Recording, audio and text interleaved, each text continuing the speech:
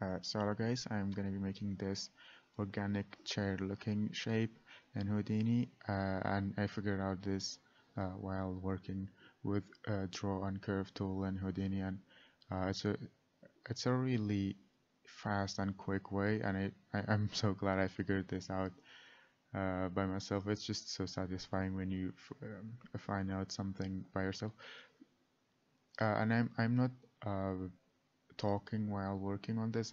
This is like a commentary later because whenever I'm working, my mind just doesn't work and I cannot do this stuff properly. So you have a draw curve node, and then you pick 5 different places on the model you want to make and draw the silhouette. And every time I bump the projection plane by 1 meter or one Houdini unit, and that's gonna change later because I use a transform node, and that spacing is gonna change. But now I have all 5 shapes. You don't have to be super precise. These are organic shapes, so you can make them super goofy, super um, organic here. uh, well, one thing I forgot is you have. So I'm using a transform to separate them apart a little bit. Then after that, I'm gonna use a skin node.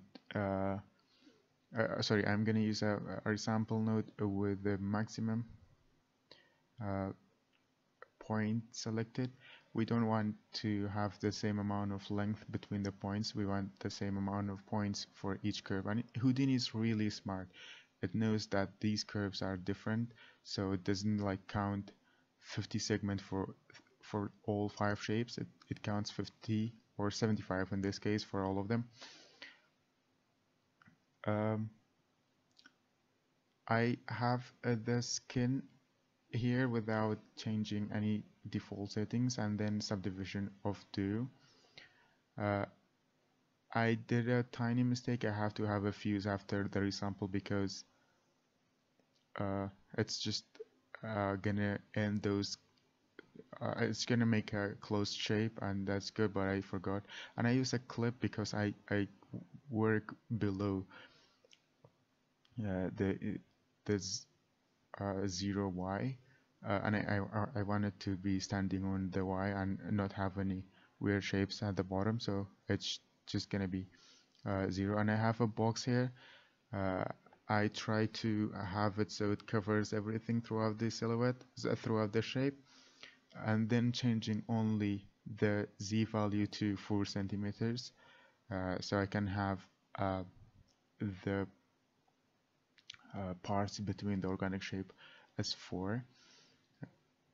And then I'm gonna have I'm gonna add this node, which is I think the name is labs axis align, but you can just go with a normal match size. You don't have to have the plugin. It's free anyway, but you can just use the match size. It's already coming with Houdini.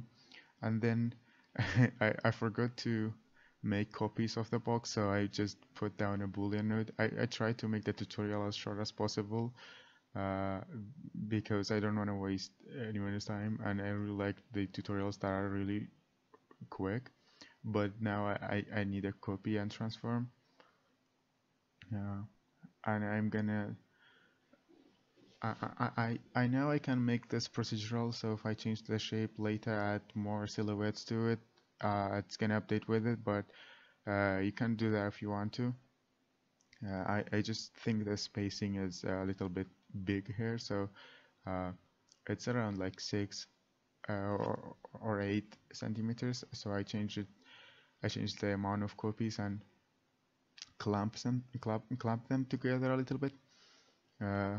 Now it covers the whole shape. It's not super precise, I know. I can make it super precise, but that's gonna take some time.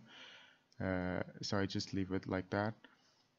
And then now for Boolean, when I clicked here, I was like finger crossing so my PC doesn't crash, because I was like the first time I did it, it kind of like freeze for a bit, and then it came back after like a minute or two.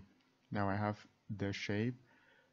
I thought I did something wrong, but I only have the template on polyfill, and that's what confused me. Now I have the main shape.